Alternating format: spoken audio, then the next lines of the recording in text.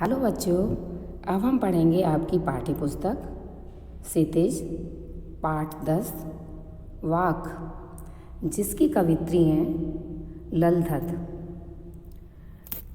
तो कश्मीरी भाषा की लोकप्रिय संत कवित्री ललधत का जन्म सन 1320 के लगभग कश्मीर स्थित पामपोर के सिमपुरा गांव में हुआ था। अब हम शुरू करते हैं वाक। रस्सी कच्चे धागे की, रस्सी कच्चे धागे की खींच रही मैं नाव। रस्सी कच्चे धागे की खींच रही मैं नाव। जाने कब सुन मेरी पुकार, जाने कब सुन मेरी पुकार, करें देव भवसागर पार, करें देव भवसागर पार। पानी टपके कच्चे सकोरे, पानी टपके कच्चे सकोरे, व्यर्थ प्रयास हो रहे मेरे, व्यर्थ प्रयास हो रहे मेरे। जी मैं उठती रह कर हूक, जी मैं उठती रह कर हूक, घर जाने की चाह है घेरे, घर जाने की चाह है घेरे। तो बच्चों, भवसागर संसार रूपी सागर, कच्चे सकोरे कच्चे धागे का बना रस्सा, हुक तड़प यानी वेदना। तो प्रस्तुत पंक्तियों में कवित्री कहती हैं, यह जीवन कच्चे धागे की रस्सी सा नासवर है। जिस प्रकार कच्चे धागे की रस्सी टूट जाती है, उसी प्रकार ये जीवन भी छूट जाता है, जिसके सहारे मैं प्रभु भक्ति की नाव को खे रही हूँ। कवित्री का कहना है कि यह जीवन कच्चे धागे की रस्सी की तरह है, जिसके सहारे मैं प्रभु भक्ति की नाव को खे रही हूँ। न जाने मेरे देव मेरी पुकार कब सुनेंगे और मेरा बेड़ा पार कर देंगे। कच्चे धागे से बनी रस्सी पर पानी की एक एक बूंद नित्य गिर रही है, यानी लगातार गिर रही है, अर्थात समय बीतता जा रहा है, मृत्यु समीप आती जा रही है। प्रभु मिलन के सब प्रयास व्यर्थ हो रहे हैं। मेरे हृदय में रह रहकर एक तड़प उठती है कि मैं अब कब अपने प्रभु से मिलूंगी, यानी कब उनके दर्शन होंगे मुझे। अब मैं अपने घर अर्थात परमात्मा लोक में जाना चाहती हूँ। ये कवित्री इन पंक्तियों में कहती हैं। आगे बढ़ते हैं बच्चों। खा खा कर कुछ पाएगा नहीं, खा खा कर कुछ पाएगा नहीं, न खाकर बनेगा अहंकारी। खा खा कर कुछ पाएगा नहीं, न खाकर बनेगा अहंकारी। समखा तभी होगा संभावी, समखा तभी होगा संभावी। खुलेगी सांकल बंद द्वार की, खुलेगी सांकल बंद द्वार की। यानी अहंकारी घमंडी, सम अंतःकरण और ब्रह्मा इंद्रियों पर संयम, समभावी समानता की भावना रखने वाला, सांकल यानी कुंडी। तो पंक्तियों का भाव इस प्रकार है बच्चों। कवयित्री कहती हैं, हे मनुष्य, तू सांसारिक भोगों में लीन मत हो। भोगों से कुछ भी प्राप्त नहीं होगा, ना ही भोग के विरुद्ध त्याग और तपस्या का जीवन अपना। इससे मन में अहंकार उत्पन्न होगा। तू भोग और त्याग के मध्य जी। इंद्रियों पर उचित संयम रखो, तभी तू सुख दुख और भोग त्याग के बीच समान भाव से रहना सीखेगा।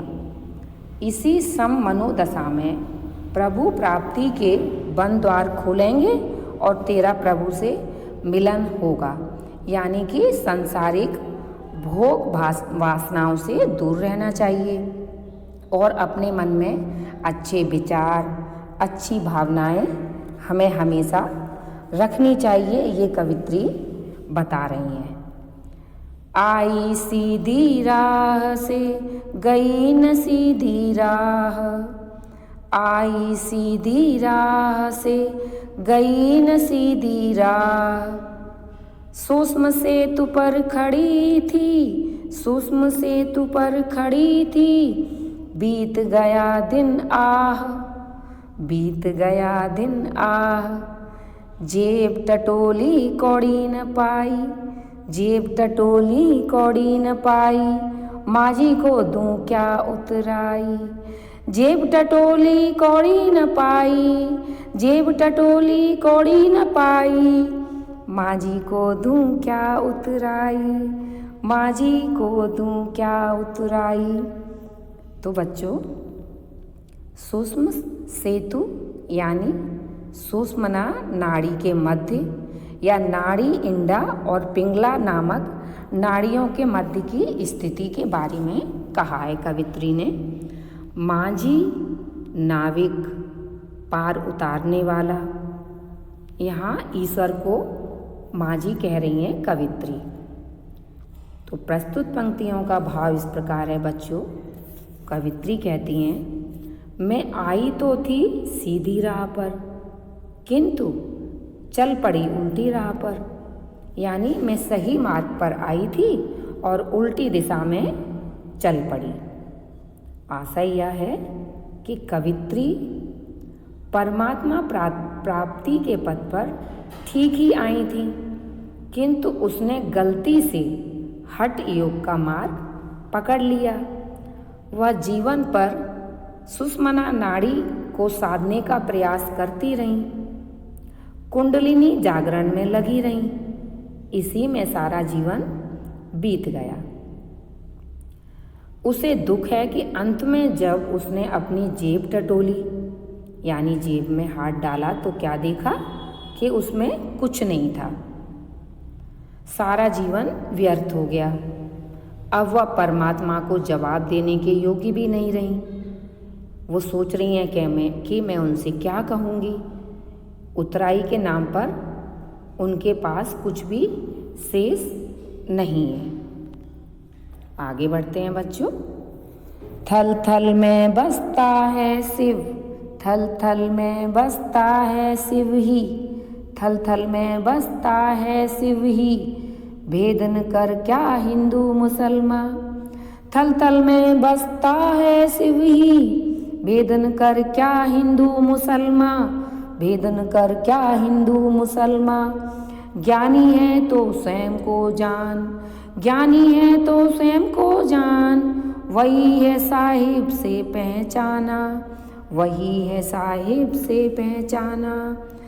थल थल में बसता है शिव ही, थल थल में बसता है शिव ही, भेद न कर क्या हिंदू मुसलमान, भेद न कर क्या हिंदू मुसलमान।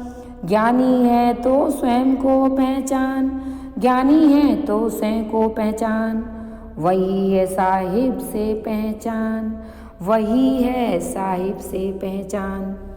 थल यानी स्थान या जगह, शिव भगवान, साहिब यहाँ पर ईश्वर के लिए कहा गया है। साहिब यानी ईश्वर।